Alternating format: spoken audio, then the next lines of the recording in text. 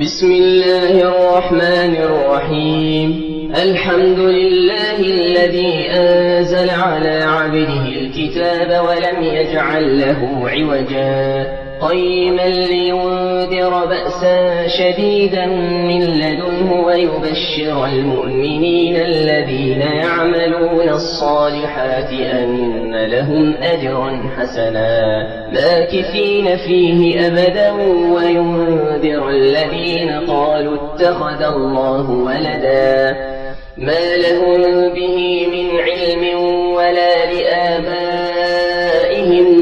كبرت كلمة تخرج من أفواههم إن يقولون إلا كذبا فلعلك باخع نفسك على آثارهم إن لم يؤمنوا بهذا الحديث أسفا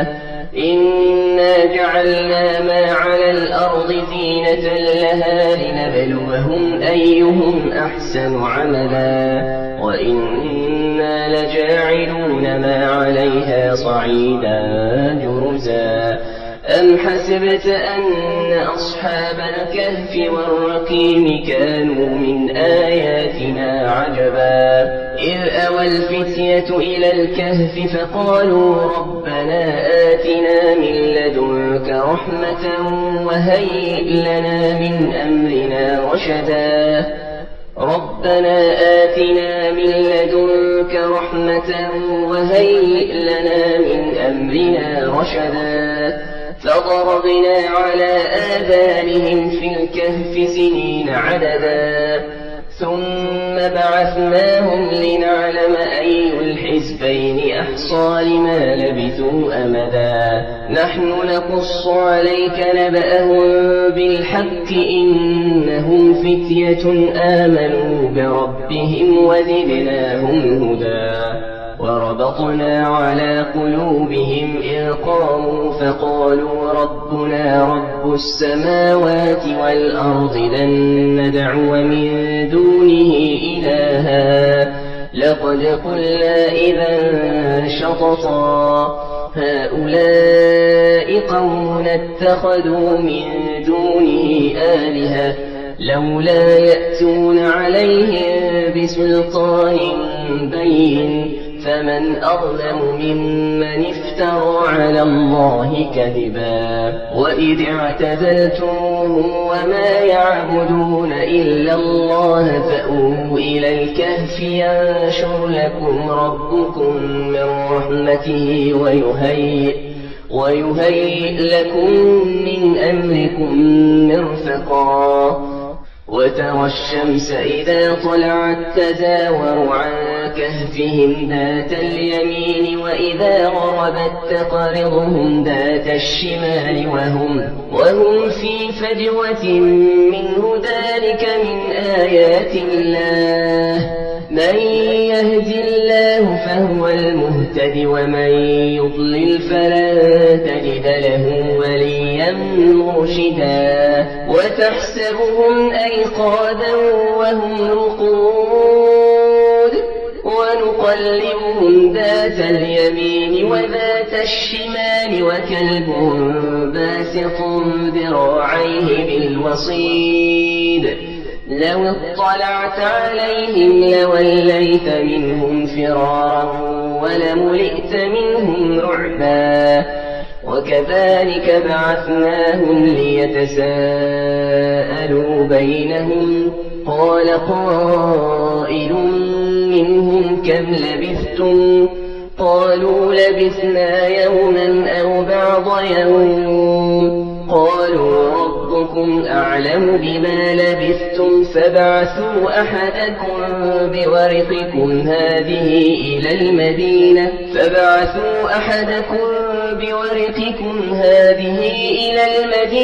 فلينظر أيها أزكى طعاما فليأتكم برزق منه وليتلطف ولا يشعرن بكم أحدا إنهم إن يظهروا عليكم يرجوكم أو يعيدوكم في ملتهم ولا تفلحوا إذا أبدا. وكذلك أعثرنا عليهم ليعلموا أن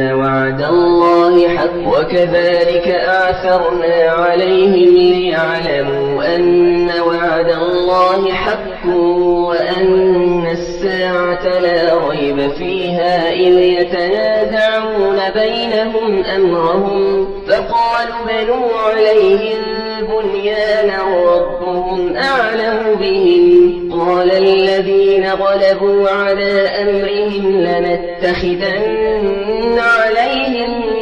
مسجدا. سيقولون ثلاثة رابعهم كلبهم ويقولون خمسة سادسهم كلبهم رجما بالغيب ويقولون سبعة وثامنهم كلبهم قل ربي أعلم بعدتهم ما يعلمهم إلا قليل فلا تمار فيهم إلا مراء ظاهرا ولا تستفت فيهم منهم أحدا. ولا تقولن لشيء إني فاعل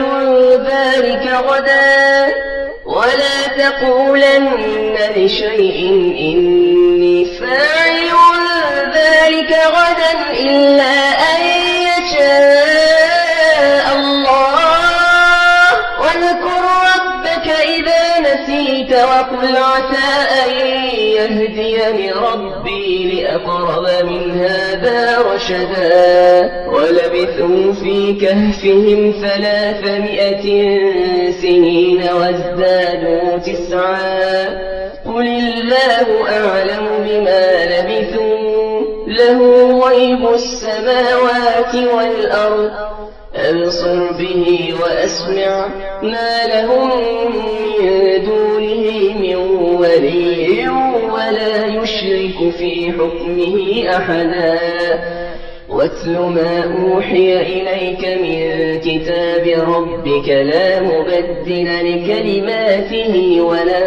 تجد من دونه ملتحدا. واصبر نفسك مع الذين يدعون ربهم بالغداة والعشي يريدون وجهه ولا تعد عيناك عنهم تريد زينة الحياة الدنيا. ولا تطع من أغفلنا قلبه عن ذكرنا واتبع هواه وكان أمره فرطا. وقل الحق من ربكم فمن شاء فليؤمن ومن شاء فليكفر. إنا أعتدنا للظالمين نارا أحاط بهم سرادقها وإن يستغيثوا يغاثوا بماء كالمهل يشوي الوجوه بئس الشراب وساءت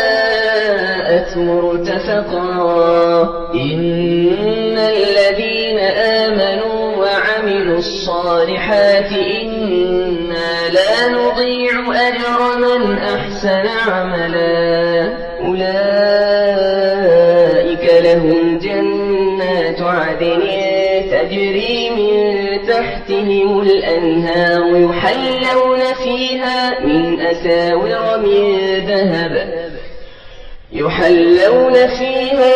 أساور من ذهب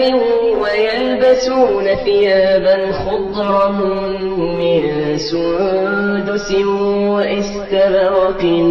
متكئين فيها على الأرائك نعم الثواب وحسنت مرتفقا. واضرب لهم مثلا رجلين جعلنا لأحدهما جنتين من أعناب وحففناهما بنخل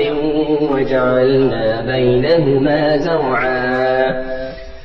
كلتا الجنتين آتت أكلها ولم تظلم منه شيئا وفجرنا خلالهما نهرا. وكان له ثمر فقال لصاحبه وهو يحاوره أنا أكثر منك مالا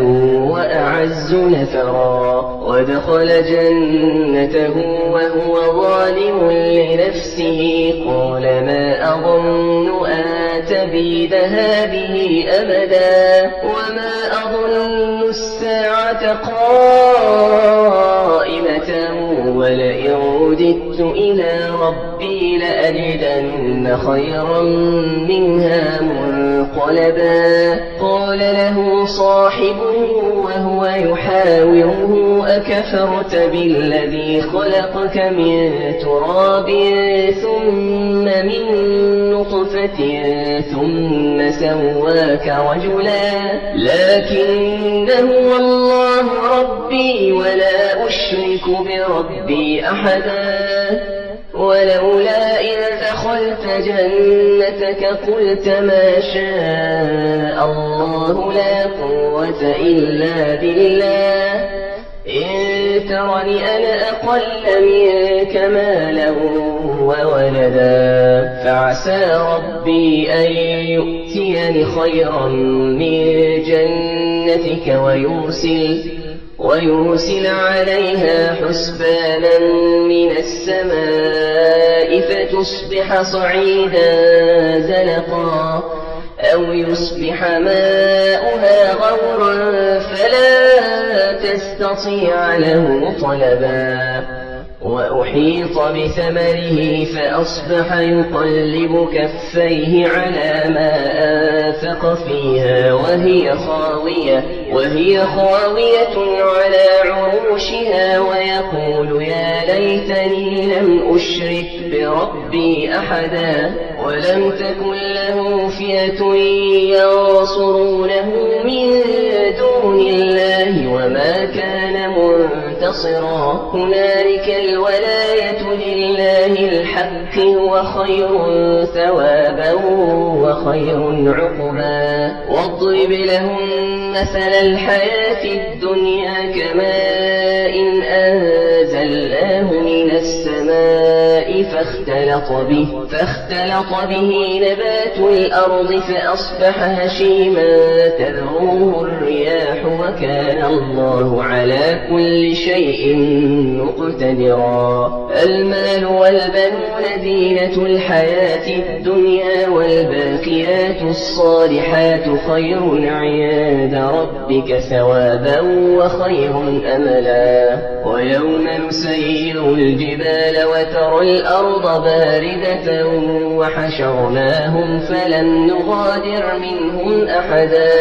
وعرضوا على ربك صفا لقد جئتمونا كما خلقناكم أول مرة بل زعمتم أن لن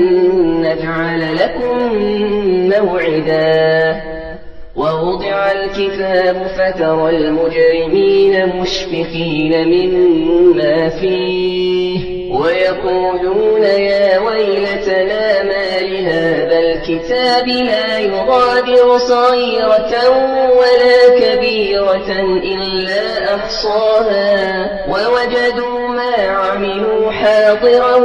ولا يظلم ربك أحدا وإذ قلنا للملائكة اسجدوا لآدم فسجدوا إلا إبليس كان من الجن ففسق عن أمر ربه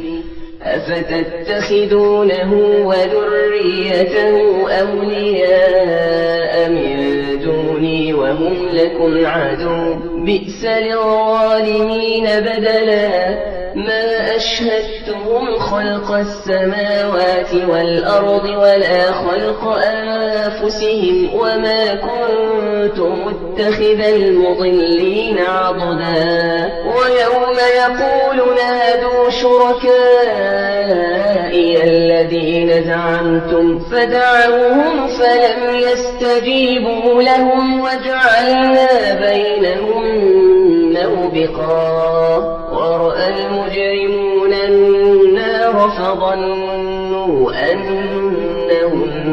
واقعوها ولم يجدوا عنها مصرفا ولقد صرفنا في هذا القرآن للناس من كل مثل وكان الإنسان أكثر شيء جدلا وما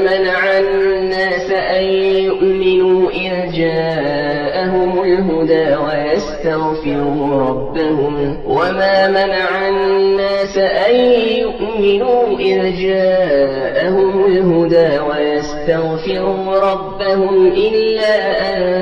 تأتيهم سنة الأولين أو يأتيهم العذاب قبلا وما نرسل المرسلين إلا مبشرين ومنذرين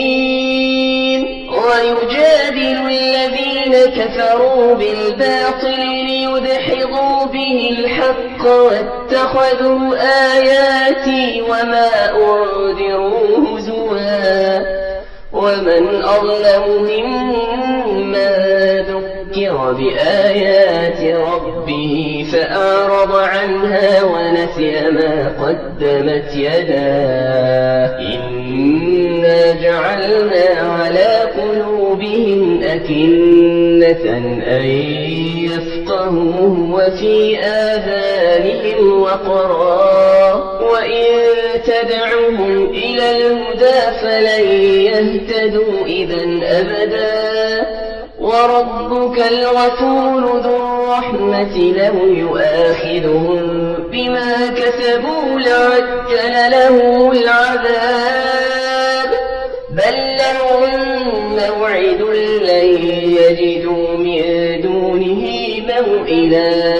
وتلك القرى أهلكناهم لما ظلموا وجعلنا لمهلكهم موعدا وإذ قال موسى لفتاه لا أبرح حتى أبلغ مجمع البحرين أو أمضي حقبا فلما بلغا مجمع بينهما نسيا حوتهما فاتخذ سبيله في البحر سربا فلما جاوزا قال لفتاه آتنا غداءنا لقد لقينا من سفرنا هذا نصبا قال أرأيت إذ أوينا إلى الصخرة فإني نسيت الحوت وما أنسانيه إلا الشيطان أن أذكره واتخذ سبيله في البحر عجبا قال ذلك ما كنا نبغ فارتدا على آثارهما قصصا فوجدا عبدا من عبادنا آتيناه رحمة من عندنا وعلمناه من لدنا علما قال له موسى هل أتبعك على أن تعلمني مما علمت رشدا قال إنك لن تستطيع معي صبرا وكيف تصبر على ما لم تحط به خبرا قال ستجدني إن شاء الله صابرا ولا أعصي لك أمرا قال فإن اتبعتني فلا تسألني عن شيء حتى أحدث لك منه ذكرا فانطلقا حتى إذا ركبا في السفينة خرقها قال أخرقتها لتغرق أهلها لقد جئت شيئا إمرا قال ألم أقل إنك لن تستطيع معي صبرا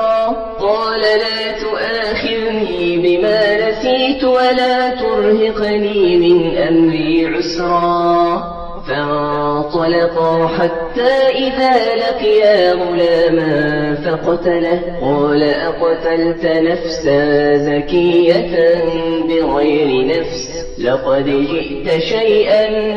نكرا قال ألم أقل لك إنك لن تستطيع معي صبرا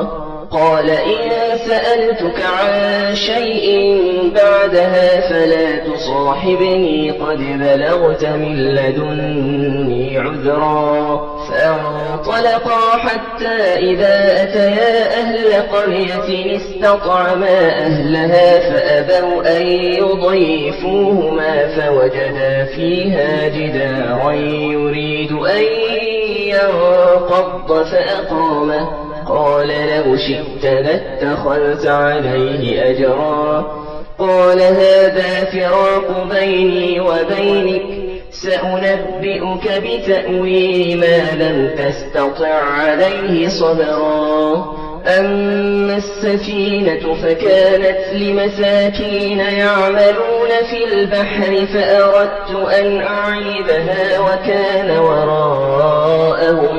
ملك يأخذ كل سفينة غصبا وأما الغلام فكان أبواه مؤمنين فخشينا أن يرهقهما طغيانا وكفرا فأردنا أن يبدلهما ربهما خيرا منه زكاة وأقرب رحما وأما الجدار فكان لغلامين يتيمين في المدينة وكان تحته كنز لهما وكان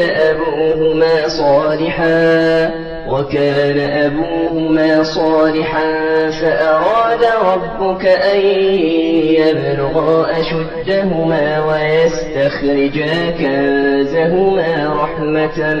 من ربك وما فعلته عن أمري ذلك تأويل ما لم تسطع عليه صبرا ويسألونك عن ذي القرنين قل سأتلو عليكم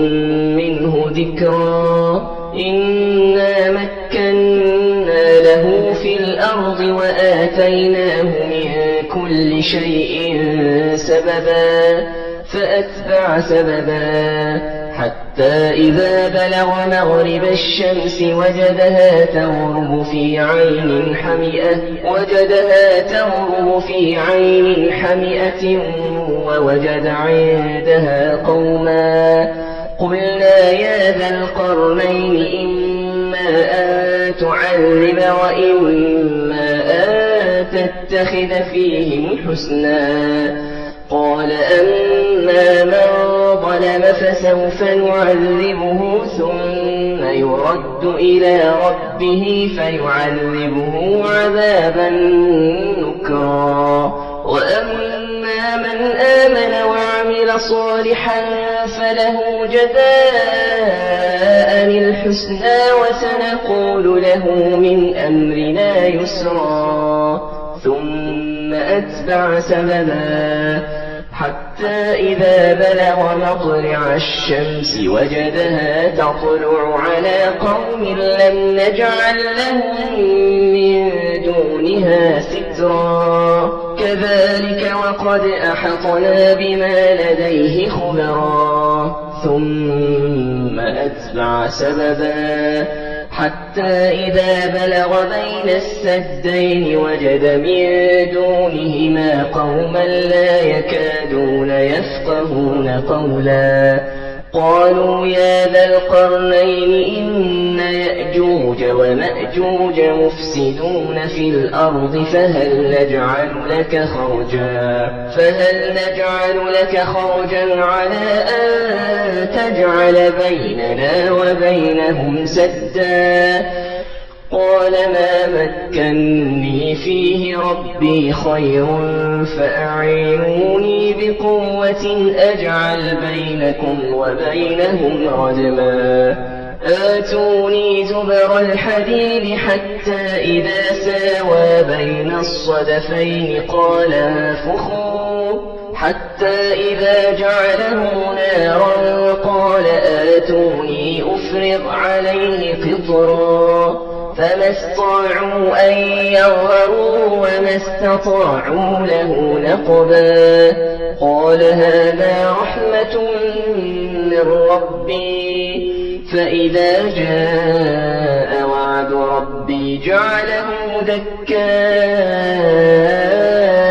وكان وعد ربي حقا وتركنا بعضهم يومئذ يموج في بعض ونفخ في الصور فجمعناهم جمعا وعرضنا جهنم يومئذ للكافرين عرضا الذين كانت أعينهم في غطاء عن ذكري وكانوا لا يستطيعون سمعا أفحسب الذين كفروا أن يتخذوا عبادي من دوني أولياء إنا أعتدنا جهنم للكافرين نزلا قل هل ننبئكم بالأخسرين أعمالا الذين ضل سعيهم في الحياة الدنيا وهم يحسبون أنهم يحسنون صنعا أولئك الذين كفروا بآيات ربهم ولقائه فحبطت أعمالهم فلا نقيم لهم يوم القيامة وزنا ذلك جزاؤهم جهنم بما كفروا واتخذوا آياتي ورسلي هزوا إن الذين آمنوا وعملوا الصالحات كانت لهم جنات الفردوس نزلا خالدين فيها لا يبغون عنها حولا قل لو كان البحر مدادا لكلمات ربي لنفد البحر قبل أن تنفد كلمات ربي ولو جئنا بمثله مددا قل إنما أنا بشر مثلكم يوحى إلي أنما إلهكم إله واحد فمن كان يرجو لقاء ربه